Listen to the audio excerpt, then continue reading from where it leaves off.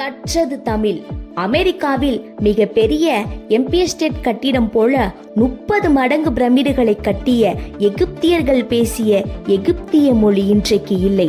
இந்த உலகத்தையே தன்னுடைய காலடியில் அடிப்பணிய வைப்பேன் என்று சொன்ன மகாவீரர் அலெக்சாண்டர் பேசிய கிரேக்க மொழி இன்றைக்கு இல்லை. ஆசைகளை எல்லாம் துறக்கச் சொன்ன புத்தர் பேசிய பாலி மொழி அறவே இல்லை. அன்பிற்கு அரசர் இயேசுநாதர் பேசிய அரபிக் மொழி இன்றைக்கு இல்லை.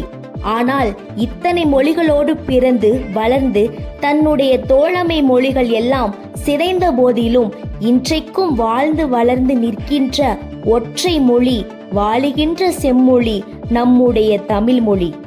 மலையாளத்தில் 56 எழுத்துக்களும், தெலுங்கில் 52 எழுத்துக்களும், கன்னடத்தில் 51 எழுத்துக்களும், ஹிந்தியில் 46 எழுத்துக்களும், மராட்டியத்தில் 36 எழுத்துக்களும், ஆங்கிலத்தில் 26 எழுத்துக்களும் உள்ளன. ஆனால் தமிழில் மட்டும் 247 எழுத்துக்கள் உள்ளன.